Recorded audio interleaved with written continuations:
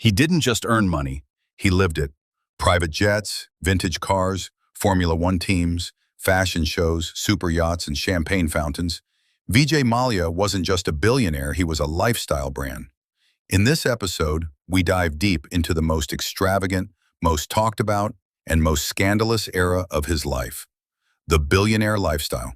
Once Vijay Mallya took control of United Breweries and built Kingfisher into India's most iconic beer brand, he didn't fade into a corporate corner. No, he stepped into the spotlight. With slick back hair, sunglasses even indoors, and designer suits from Milan, Mallya crafted his public image to perfection. He wanted to be known not just as a successful businessman, but as India's first celebrity tycoon. His lifestyle was nothing short of royal, not metaphorically, but literally. He collected over 250 vintage cars, from Rolls-Royces to Ferraris. He had a personal Boeing 727 jet, a 95-foot yacht in the south of France, and estates across the world. Goa, London, Cape Town, Monaco. The king had palaces in every kingdom. Mallya didn't throw parties. He orchestrated spectacles, from Diwali celebrations at his Goan villa to birthday bashes aboard yachts. They weren't just events, they were headlines. Models, movie stars, cricketers, politicians. Everyone was on the guest list.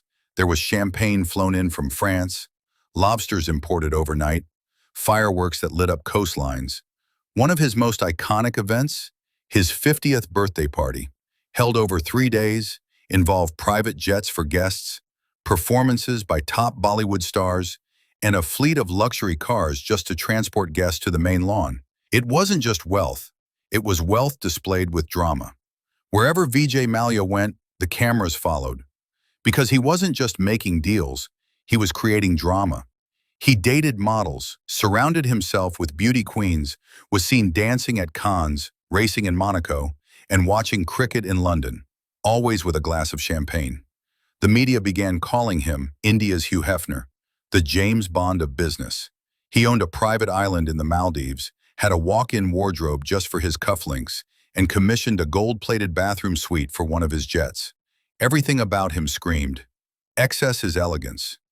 One of the boldest and most controversial moves by Mallya was launching the Kingfisher calendar in 2003.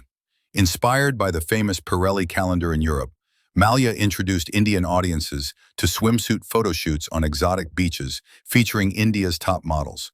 It was bold, beautiful, and scandalous. Everything Mallya wanted his brand to be. The calendar wasn't just about promotion.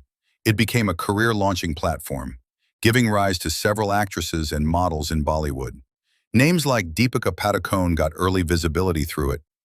It was clever marketing, mixing luxury, lifestyle, and lust. And guess who handpicked many of the models himself? Mallya's hunger for prestige extended to global motorsport. In 2007, he shocked the sporting world by buying the Spiker Formula One team, which he rebranded as Force India. It made India a name in global racing. His goal? Not just to compete, but to win, with India on the track.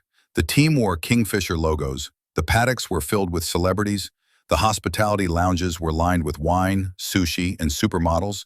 He turned Formula One, the world's most expensive sport, into yet another playground for his billionaire image.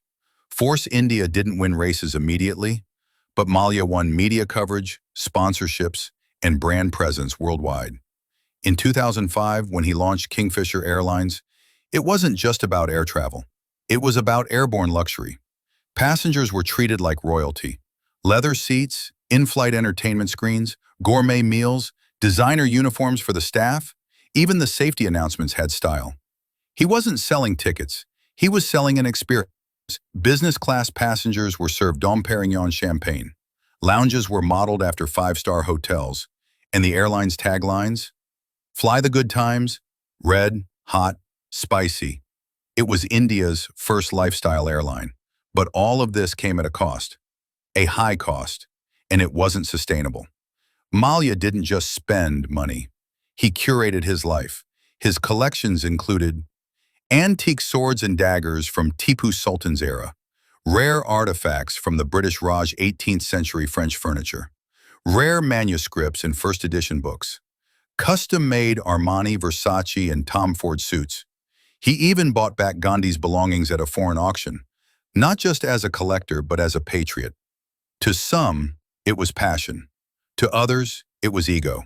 But one thing was clear: nothing about Mallya was ordinary. Mallya's phone book was a who's who of India.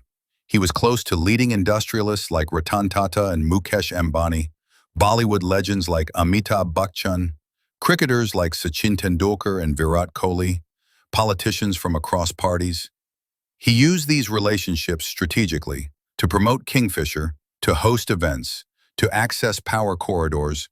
Mallya was a master networker. In private, he called himself a social engineer.